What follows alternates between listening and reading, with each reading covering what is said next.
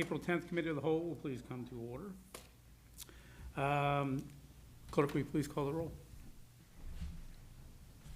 Mr. Morton? Present. Mr. Stuchel? Present. Mr. Edwards? Present. Ms. Hausfeld? Here. Mr. Schoedmeyer? Present. Mr. Culbertson? Present. And Mr. Estep? Present. Let the record show that all 7 members are present. We'll move to the new and referred items. Do I have a motion to approve the written minutes of the March 27th council meeting? Mr. President, Mr. Schultmeyer. I will make a motion to approve the written minutes. All second. Motion by Mr. Schultmeyer, seconded by Mr. Edwards to approve the written minutes of the March 27th council meeting. Are there any remarks? If not, all those in favor signify by saying aye. Aye. Opposed? So ordered. The next on the agenda is, and these are items that I put on. This is a personal pet peeve, so I'll put that out there now so everybody knows. So the first one is to discuss an ordinance to make every house and apartment have a visible address. I actually called Chief Young, who just walked in, and asked the law director, or he referred me to the law director. Valerie, if you could give a brief explanation, it might be better than me trying. Well, yes, I was asked by the President of Council to look into any regulation or ordinance we might have concerning house numbering. What we have is very basic, very minimal, and basically just says, and it dated back several decades, but basically just said we would continue on with the numbering protocols that we had followed previously. That's really, it's just very bare bones. So I looked at what, for example, the city of Cincinnati has, what Blue Ash has, Westerville, and at least one other community. A lot of them address specifics. You have to have something that's visible. It has to be an Arabic number, not a Roman number, and just certain other things about size and visibility. So I have put that together in a little bit of a compilation, forwarded it to Mr. Asbach and the fire chief, and we'll forward all that to you all to look at, because it is something that, because we don't really have anything that addresses that specifically at this point. And for safety issues, if nothing else, it would make sense to have something like that so that our chief, our fire, and our police, our first responders can find those things when they need them. Mr. President, Mr. Schultmeyer. Valerie, I would just maybe recommend check the building code too, because I know for commercial construction, it's a requirement of the building code to have a visible address. Talks about how big it's got to be and Okay. how far away from the door it can be, all those things. All right, I'll double check that. Because what I looked at from what you had sent me kind of was like, say somebody builds a new house somewhere. I think that, the way I understood it was, if you build next to 4402, you're 4404, and go along those lines. Right. That's kind of what it looked Yes, like. So- that's what I found in the ordinance. Okay. It just talked about basically the numbering, but yes, we can look in that and see what it discusses. So I had talked to Ms. Hausfeld before the meeting, and my personal opinion is that this should go in the safety committee, possibly get with the fire chief, police chief. And the reason I found this out is the next item on the agenda, which I'll get to, but there are, if these guys have to make a run, and they could probably narrow it down, but still, I think every house should have an address on it, but that's, as I say, my personal opinion. So if that's okay, we'll place that in the safety committee, okay? And the next thing is, either a year and a half, 2 years ago, we passed an ordinance about the garbage cans and recycling cans left on the curb, and there are constantly garbage cans left, and it appears to be a lot of apartment buildings. Just looking for direction if we're gonna start ticketing, if we need to move it out of the police department and put it somewhere else. I realize that they probably have more important things to do than to tag somebody for a garbage can, but my wife won't let me move it back off the sidewalk, so it just drives me absolutely nuts. So, any thoughts? Or I would say not move it out of the police department, and we basically need to obviously start tagging the individuals, and we actually set up a citation system, and it was easier for them to do it than it was basically code enforcement. So yes, I guess we need to start doing more. But the other issue is too, is that some of the complaints that come in are not necessarily, the cans that aren't being brought in are still within the time frame. It's just that they're in the middle of the sidewalk. There are some people that call and complain. There's someone that I know that has a difficult time because they ride a scooter and, but the property owner hasn't come back from work to bring it in. But the people that put them out early or leave them out, yes, should be. Well, excuse me, Mr. Williams, and I distributed a couple pictures up here, but he gave me some copies of one down behind the shopping center that apparently there's a woman down there handicapped and she can't get by, and the people said they won't move them, so guess we'll have to have the police start to, okay. All right. Thank Mr. you. President, Ms. Brickway? something I just thought of, if we can add to that, we've had this issue a little bit, is people that store their garbage cans in their front yard. Like, the law says it has to be on the side or in the back or in the garage, so I think that's something else we need to think about, because some people think you can even just like store them at the end of the driveway by the curb, but you're not allowed to do that either.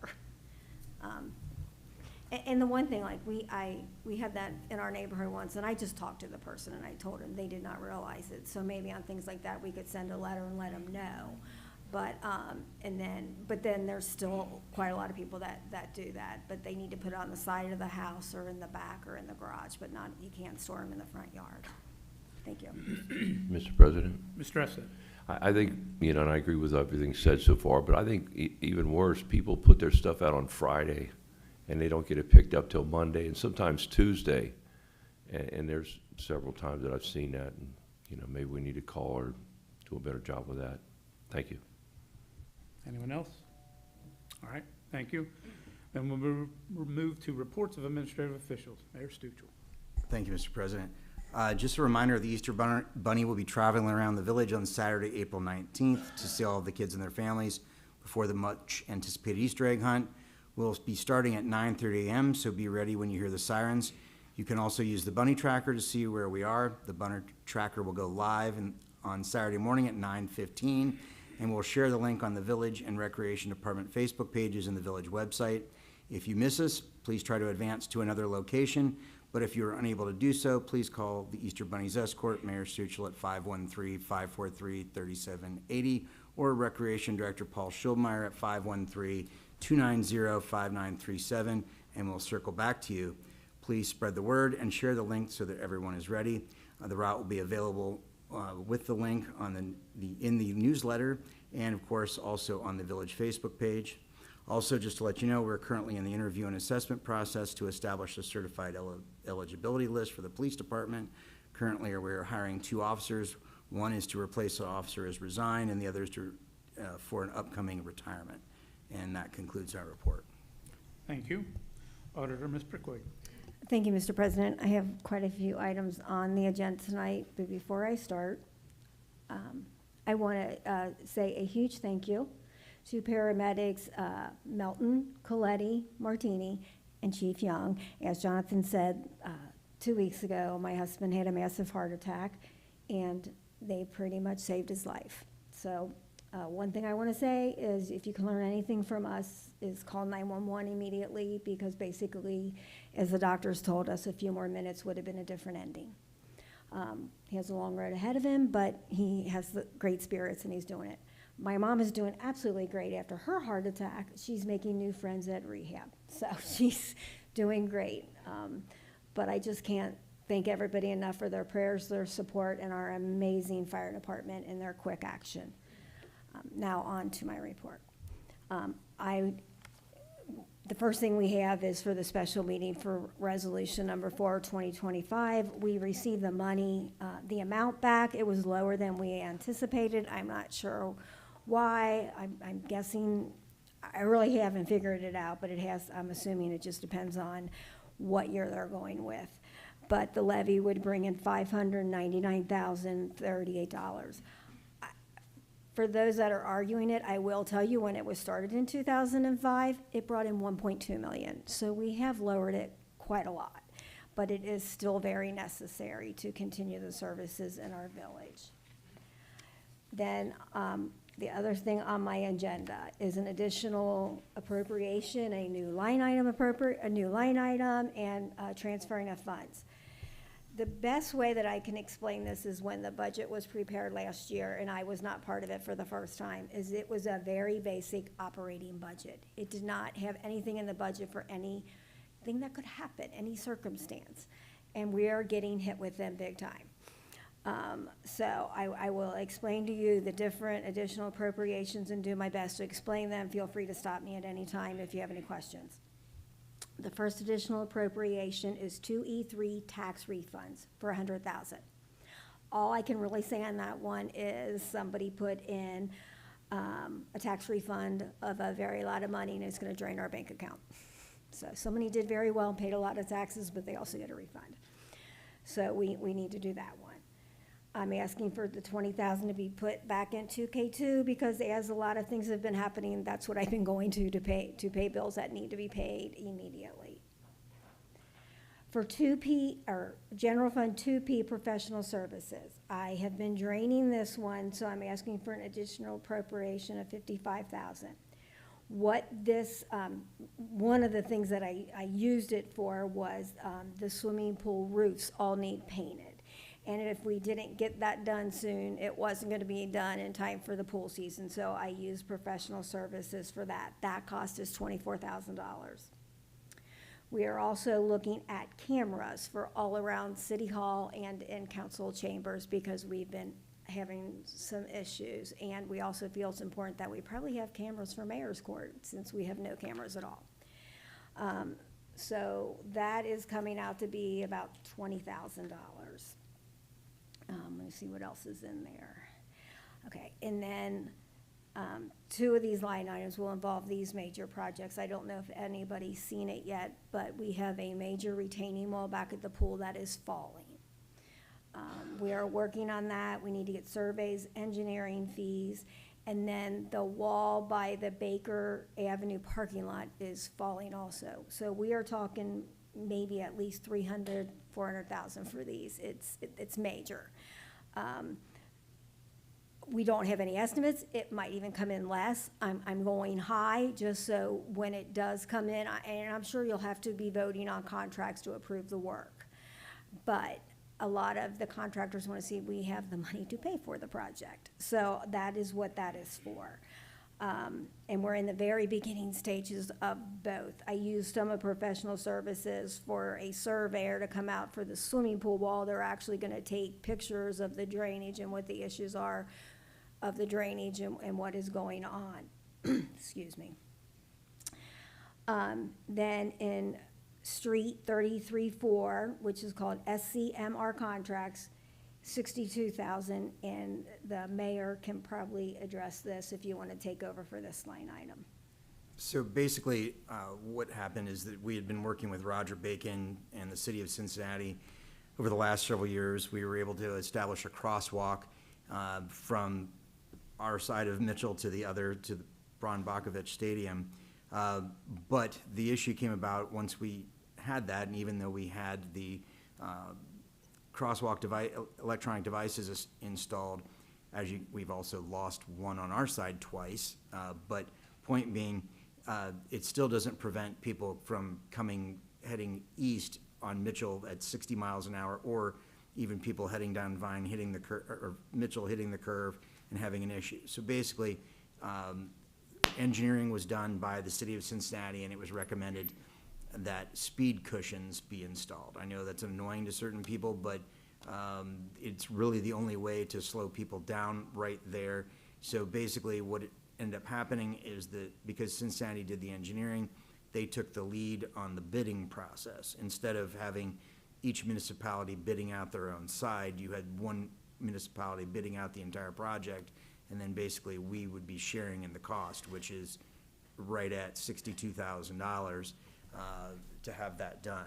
So basically what will happen is once we have, and this was a verbal as of right now, I'm waiting on the actual printout to share so that we can then do the appropriate ordinance as far as to actually go under contract with the city of Cincinnati for the work to be done. But it would be done in unison, and they take the lead on it. And as I said, and we're really actually coming out ahead because we do not have an engineering department. The city of Cincinnati basically took control over that, so it actually worked out for us.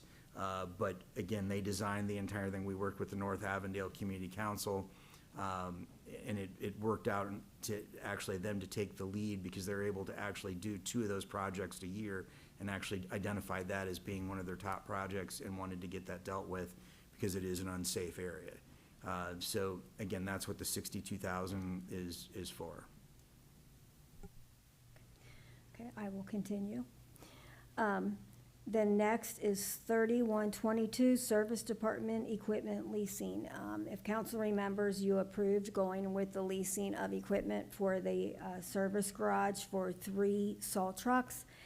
That is what this is for, and it's for $42,000. It is $6,000 a month in lease payment. So I've only calculated May through the end of the year. And that is also what the new line item will be, 3122. I've called it Service Department Equipment Leasing. The reason it's named that is if this plan works and we continue to do it, then we won't need like one for dump truck and one for not garbage truck, but whatever else they would be doing. And then I have for 50-01, employee accumulated sick time. We haven't used this in quite a few years, but we always put 50,000 in at the beginning of the year. Well, we have 3 people retiring here very shortly, so they're probably gonna eat that up. So I was just asking to replenish that just in case somebody else retires. I don't see it, I don't know of it, but I don't know, so I'm just asking for that. So with the capital improvements, I was putting 500,000 into that to cover all of these projects and any work that needs to be done at the parks or anything else that would come up. And the one main thing here is this is what your reserves are for. When the things happen, it's basically, I call it your not a nest egg, but you know, where you keep your money for the rainy day while we're getting a rainy day. So I know a lot of people like to say we have tons of money in the bank, but we also, and it's no fault to anybody, this village is not great at maintaining. And so we're getting better at it, but you know, there were so many years where roads were never done, buildings were not maintained, and we're paying the price now. You know, it's starting to hit us. And currently, we are all, the department heads are working on maintenance lists, so this does not happen again. But I can tell you, in my 20 years here, I think Jonathan's the first mayor I've ever seen really look at the maintenance and roads and making sure we stay on a schedule. And that is what I really believe a lot of the reserves will be used for, and it's needed for, and I think the people deserve it. Like, the parks need to be fixed up. You know, if they're paying the taxes, then they need it. And that concludes my report. Sorry it was so long and a lot. Do I have a motion to place additional appropriation and a new line item will be on that on the table for next council meeting? Mr. President, Mr. Schultmeyer? I'll make a motion to put that ordinance on the table. Seconded. Motion by Mr. Schultmeyer, seconded by Mr. Morton to place additional appropriation ordinance with all the other items on it. Any remarks? If not, all those in favor signify by saying aye. Aye. Opposed? So ordered. Law Director Valerie Kemper. Thank you, Mr. President. Past several weeks, I've been working with the police department in reviewing their procedures, especially as it impacts mayor's court and how fines are going to be administered and court costs in light of the House Bill 29, which was signed by the governor in January and became effective, what's today, the 10th, came effective yesterday. At this point, I don't know that we're going to need any updates to our own ordinances, but I am still reviewing that. If it does look like we need to, we'll try to get that on the agenda for our next month. We might, I'll reach out to Mr. Schildmeyer and see if we need it, take it into lost contracts and claims, but at this point, that is under review. And that concludes my report. Thank you. Thank you. Treasurer, Ms. Derenkamp. Thank you, Mr. President. As of March, our totals year-to-date are as follows. Expenses, $3,588,724.12. Revenues are $3,359,698.31. And that concludes my report. Thank you. Is there a report from Mr. Williams? No? How about Leanne? Anything, Leanne? Nothing? Okay. We'll move to reports of standing committees. Finance, Mr. Morton. Thank you, Mr. President. I would like to thank the folks who attended the Community Connect last week. We talked through a variety of topics, including some ordinance variances, and were able to walk away with action items, which of course is always important. I want to say thank you to Mayor Stuchel and Councilmember Stuchel for attending and for contributing to the conversation.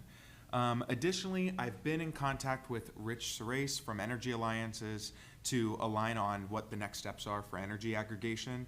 But before we can use their services, the mayor must sign a service agreement, of course. So just to recap what Rich presented on a few months ago, our collaboration with Energy Alliances doesn't cost the village anything. And I know that it was likely assumed by all of us that we were moving forward with this, given our approval at the March meeting to get certified. But my question for council, and I guess to the administration too, is do we need a resolution to formally instruct the mayor to sign this no-cost service agreement? Or can we instruct him now and allow Rich and his team to begin going out in the public and educating them on this issue? Because it's a no-cost service agreement. I know sometimes we do resolutions. I would like to move fast on it. I would though. defer to that. Well, since there's no cost involved, technically I don't think we do, but I would recommend it and I'll prepare it for Thursday. Okay, yeah, totally fine for that. Thank you. Mr. President, and I could be wrong, if there's no cost involved, maybe just a resolution supporting it instead of an ordinance, because there's no law to go into effect, Oh, but a yes. resolution would show support. Of course, yeah. All right. Thank you, that concludes my report. Motion to put the resolution on the table? Yes, I move to put the resolution on the table for the next meeting. Second. Motion by Mr. Morton, second by Mr. Stuchel, to place a resolution on the table to move forward with the energy aggregation. Are there any remarks? If not, all those in favor signify by saying aye. Aye. Opposed? So ordered. Service, Mr. Gus Stuchel. Thank you, Mr. President. The Service Department has resumed yard waste collection this week. This seasonal service will continue every Monday and Tuesday from March 31st through October 1st, using a dedicated truck for yard waste. To ensure yard waste is collected properly, here's what residents need to know. All yard waste must be placed out by 7:30 a.m. on your regularly scheduled pickup day. The yard waste truck runs before the regular garbage truck, and there are no return pickups if already passed. Yard waste should go in clean trash cans free of household trash. If it's clean yard debris, it's good to go. Branches and limbs must be bundled neatly, no loose piles. Bundles should be no more than 2 inches in diameter and 5 feet in length. Anything longer should be placed at the curb for standard pickups. For questions, dumpsters, and dump truck requests or clarification, contact the Service Department at 513-242-0086. And again, as another reminder, Cleanup St. Bernard Day will take place on Saturday, April 26th from 12 p.m. to 2 p.m., and Shred Day will be held on Saturday, May 24th at the Safety Center from 9 a.m. to 12 p.m. And then lastly, bids for the Greenlee Avenue Street Project will be opened on April 16th according to JMA. At this time, I'd like to make a motion to have an ordinance placed on the table to approve the contract with whichever company is awarded the bid in preparation for our April 24th council meeting. Thank you. Do I have a second to place that ordinance? Seconded. Second. Motion by Mr. Gustuccio, second by Mr. Morton to place the Greenlee Avenue project ordinance on the table. Are there any remarks? If not, all those in favor signify by saying aye. Aye. Opposed? So ordered. That's Mr. it. Mr. President, Ms. Brinkley. based on what that is, I might have to have additional appropriations for the Greenlee project, especially the waterworks, because they're going to do it and we have to pay them and get reimbursed. So if it's okay with council, I'll add whatever I can to that. Otherwise, we might have a separate one a little bit later on if all the numbers aren't figured out yet. Thank you. Mr. President, so, I mean, obviously, definitely there'll be need an appropriation ordinance for that, but we were awarded a grant, so basically it's costing us 51%, but, I mean, it's a pretty sizable project as it is, but anyhow, we're hoping to get that, obviously, that bid awarded and try to get this scheduled so that it's actually under construction for this year. Thank you. Public improvements, Mr. Edwards. Thank you, Mr. President. There was no need for a Public Improvement Committee meeting, but I would like to bring up an issue that I've had numerous complaints from our citizens. So many of our properties in St. Bernard need repair, and our citizens ask about the lack of code enforcement. I've seen many of the properties myself, so yesterday I tried something new. I left a list of 6 properties I asked our chief building official to investigate. Some were from complaints, some were properties I personally had seen. He might already be working on some or all, so I asked him to keep me updated. It's important for our citizens to know their officials are on top of this problem. I would also like to invite anyone who has an issue with any problem to contact a council member or someone in the administration. We all want what's best for the village and our residents. We are happy to help. Thank you, Mr. President. This concludes my report. Thank you. Safety, Ms. Hausfeld? Thank you, Mr. President. After I get the paperwork from Valerie and Steve, I will set up a meeting with the chiefs, preferably the mayor and the committee. So I will hopefully announce that at the next council meeting. Thank you. Thank you. Laws, contracts, and claims, Mr. Schultmeyer. Thank you, Mr. President. Valerie, I think you were mentioning, I couldn't tell, do you want us to set a laws, contract, and claims meeting, or that we might need to? We may need to, if after I get through my review. At this point, I've just been trying to address the immediate need, which is the changes that need to be dealt with for mayor's court. Now I'm actually looking if we need to make any changes to our ordinances. I'm not sure that we do. If we do, I'll let you know and we'll get something scheduled. Thank you. And then also, Valerie, Connor mentioned before, or right as the meeting started, that it's probably time to start to think about the committees for the next group. And we were trying to remember if that is a laws, contracts, and claims discussion or a committee on committees discussion. And Steve, you might be able to help on that because I know you know. Connor and I had talked last week, so I mean, the way that it's written now is that the president of council sets the committees. So, I mean, until the election, I think, and I could be wrong, since I'm just one person and not 3 people, I think we addressed that at that time, because it's already in our rules, kind of how to set the committees. So no need to set a meeting then now, sounds like. I don't think so. I'll let the law director weigh in. I'll look into it and I'll report back. Mr. President, I don't know if everybody forgot, but it was already decided that after the lawsuit, that after the election was done, that it would be discussed at a committee of the whole, so it could be open meeting, so we don't get sued again. That was kind of part of the settlement, so I don't think you guys need to, I think you need to keep doing that since that was part of the settlement. We've never done it yet, but we did, that's what council said they would do.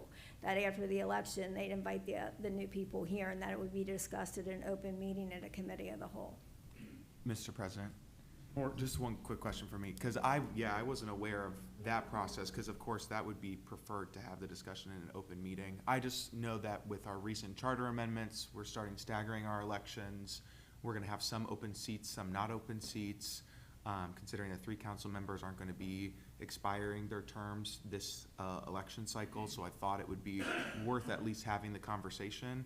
But now I'm wondering if it's still worth having the conversation, because is there a place where that is written down, that process that we need to, that we discussed at a committee of the whole? Or Steve, I know that it's written that, or Mr. Aspak, I know that it's written that you are the one to decide it within our ordinances, but I think there are a lot of questions and details that I would at least appreciate being written down, shared with us, so that we know what to expect.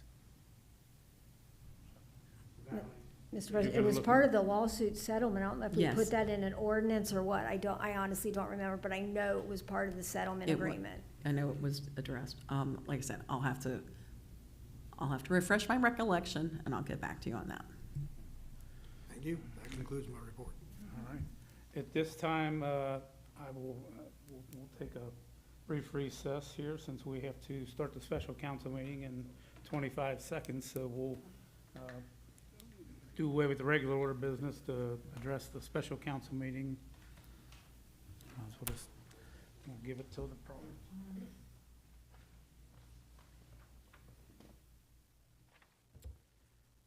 It's close enough. All right, I'll entertain a motion to place resolution number 4, 2025 on the table. Mr. President, Mr. Schultmeyer. I'll make a motion to place resolution number 4, 2025 on the table. Second it.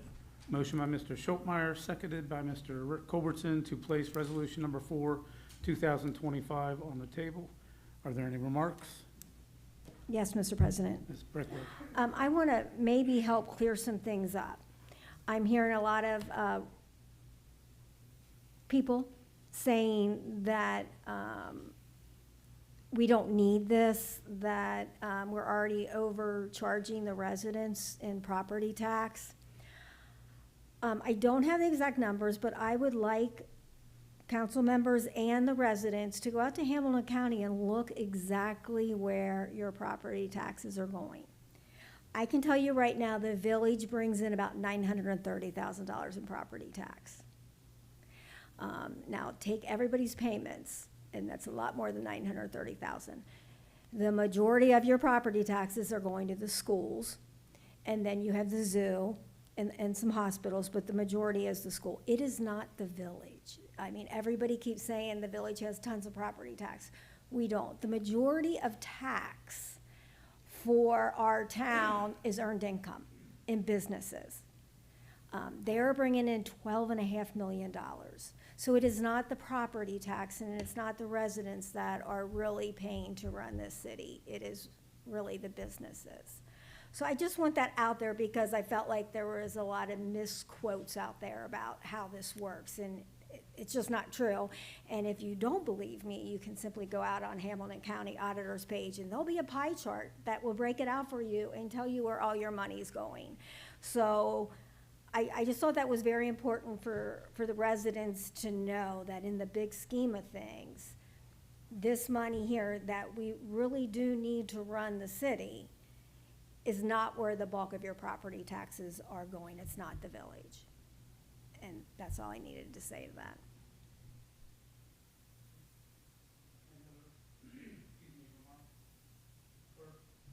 Sorry. If not, clerk, will you call the roll on suspension? Mr. Morton? Aye. Mr. Stuchel? Aye. Mr. Edwards? Aye. Ms. Hausfeld? Aye. Mr. Schildmeyer? Aye. Mr. Culbertson? Aye. And Mr. Estep? Aye. 7 ayes, no nays, motion carries. Members of council, what is your pleasure on resolution number 4, 2025? Mr. President, Mr. Schultmeyer. I'll make a motion to adopt resolution number 4, 2025. Seconded. Motion by Mr. Schultmeyer, second by Mr. Morton, to adopt resolution number 4, 2025. Clerk, will you please call the roll? Mr. Morton? Aye. Mr. Stuchel? Aye. Mr. Edwards? Aye. Ms. Hausfeld? Aye. Mr. Schildmeyer? Aye. Mr. Culbertson? Aye. And Mr. Estep? Aye. 7 ayes, no nays, motion carries. Resolution number 4, 2025 is adopted as read. All right, we'll revert back to the committee of the whole at this point, and we'll move to marketing. Mr. Culbertson. Thanks, Mr. President. The next St. Bernard Ludlow Grove Historical Society meeting will take place on Monday, April 21st at the Municipal Building at 7 p.m. The Village Annual Easter Egg Hunt will be on Saturday, April 19th at Vine Street Park, starting at 1. And as Jonathan Mayor Stuchel suggested, be on the lookout for the Easter Bunny riding around town before the Easter Egg Hunt. Shout out to our sponsors for this event. I'd like to thank City Electric Supply, Wyoming Air, St. Bernard La Rosa's, Kodiak, Wiedemann Brewery, Next Generation Insurance Agency, Feitner Plumbing, and Ram Clean. That concludes my report. Thank you. Business and industry, Mr. Estep. No report. Thank you. This time, is there anyone in the audience wishing to address council this evening? Please state your name and address for the record. My name's Tim Fox, 4814 Greenlee Avenue. We have a house across the street, 4813. I started with the tax department Monday. There's multiple people living there. I don't know if they're legal or what, but I mean, they got 7 vehicles. There's at least 5 adults living there. And they've lived there since they was rehabbing the house. At first I thought they was squatting there. And then somebody bought the house the guy's name is Ian Stockdang or something like that, but I don't think that's anybody living there. And then I heard one of the guys that lived there bought the house, and, but I don't think that's the truth neither. And, but I went to the tax department, turned my taxes in, and I spoke to the lady about it. She took a report, she was gonna have it looked at of how many people's living there. But I mean, I don't think there's any ordinance about how many vehicles a house can have, but they got 7 vehicles, 2 of them are commercial vehicles that shouldn't be parked on the street at all.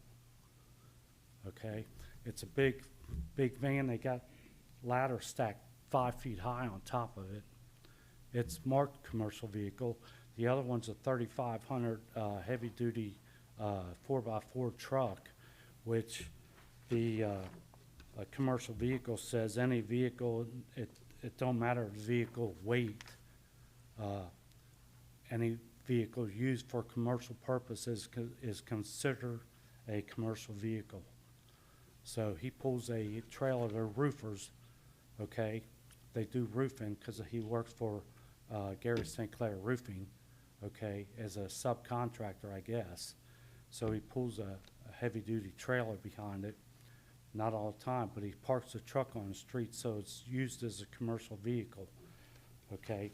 And then lately, he's got I got a zoning thing here, and I'm pretty sure 4813 Greenlee Avenue is residential area, okay? They have a sign out there with his roofing company on it, and the Ohio Revised Code tells you right here it's only supposed to be used in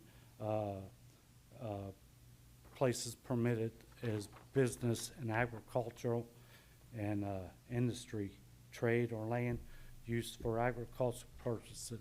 So the sign in front running his business shouldn't be there, okay? And then you talk about, that's pretty much I got there, okay?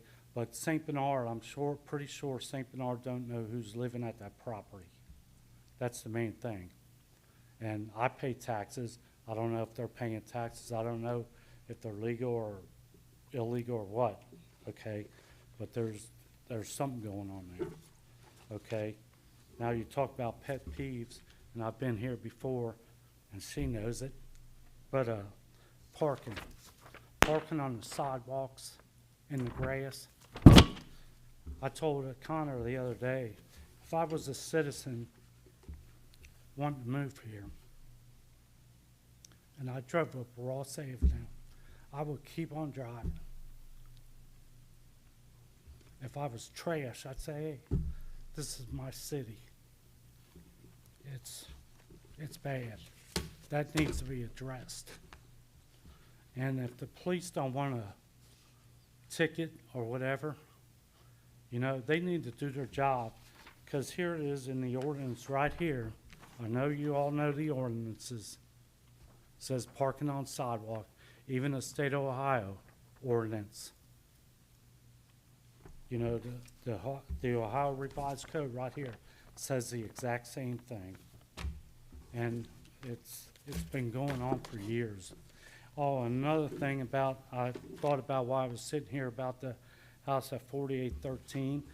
Whoever owns that house, are they paying the $15, and if it's rental, are they paying the extra money for our trash collection through the waterworks?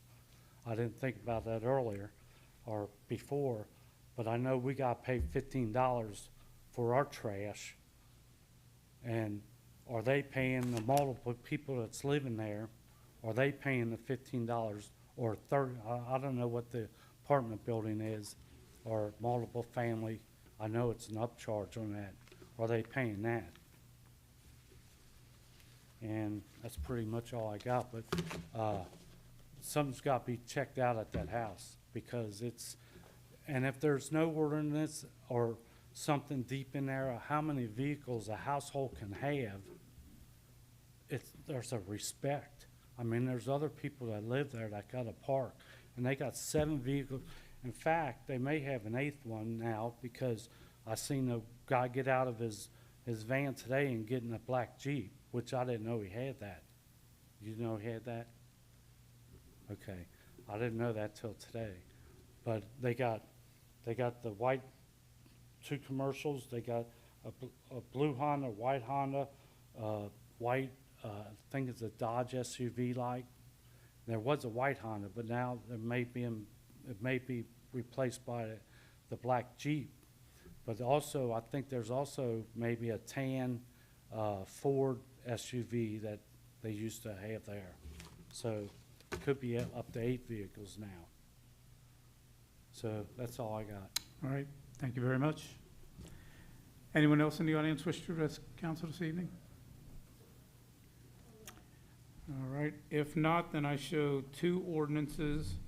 Mr. for- Ashbach, excuse me. Ms. Housefeld. I do have a comment, I'm sorry.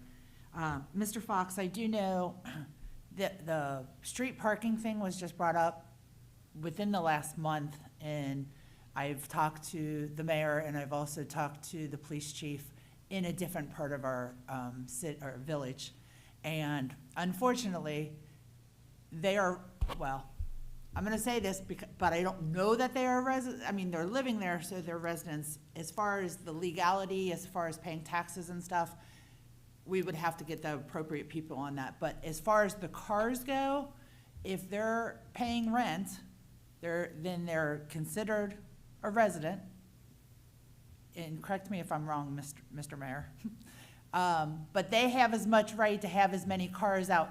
And I have the same problem up on Tower Avenue. There's a family that has 4 or 5 cars. There's also families that have driveways that park on the street. Unfortunately, it's a problem here in town. As far as the legality, as far as like, if they're residents, if they're paying taxes, that kind of stuff, it sounds like you've got the correct person on that to investigate that aspect of it. But as far as limiting the amount of cars that one resident can have, we've addressed this, and there's nothing we can do, huh? No. So I just wanted to at least give you a heads up. It was addressed recently in a different part of our village, and, That's what I said. I don't know if there's anything to do with how many you can have, but there's a thing called respect for people. I okay? don't disagree with you. And are they paying rent? Yeah. You know, one might be, or if he owns it, are they paying rent? You know, that's what I addressed at the tax department. Mr. President, oh, sorry. If it is determined to be, if they're paying rent, whether he lives there or not, Valerie, wouldn't that fall under our short-term rental code at this point, which means they should have registered and had an inspection? Mr. President, not necessarily, because if they may not be a short-term rental. I mean, it is definitely a rental, I can tell. Right. Whether or not they have registered as residents, but that's something I'm sure that Leanne will be checking on. Yeah. And if you're telling me that there's many people living, is it a multifamily? When Or it's is it a single sold, family? when it's sold, I heard it's sold as a 1 family. All right, Okay, so- but I don't know. So basically, we do have ordinances as to how many unrelated people can live under, or in a single structure if it's as a rental. So that all can be researched, and we will, so. That's what I say, I don't know who's, there's a lot of activity going on there and a lot of different people there and, needs to be looked. I mean, I thought there was a law that, or an ordinance that St. Bernard had to know who's living in a rental property, Yeah, Mr. President. regardless how many people there Yeah, are. we recently passed a ordinance that I think, short or long-term, if it's used as a rental, they have an obligation to tell us how many people are there, and they have to register, and the fire department has the ability to do an inspection. So I think Leanne is administering that, so I think you went to the right spot. She told me she would have the building inspector and a fire marshal look into it. Yeah, I think she's going the But right direction. I told her too, that I was going to come to council and address it down here also. Yep, I'm hopeful that, I mean, that's part of the reason why we made that ordinance. I'm hopeful that it is helpful. So So it sounds like it definitely is gonna be addressed, so. Okay, thank you. All right, then I show for the next council meeting, 2 ordinances, 1 additional appropriation with a new line item, Greenlee Avenue project, and then the resolution for the energy contract for the mayor sign. At this time, I will entertain a motion to adjourn. Mr. President, Mr. Culbertson. I'd like to make a motion to adjourn. Motion by Mr. Culbertson, second by Mr. Morton to adjourn. All those in favor say aye. Aye. Opposed? We are adjourned.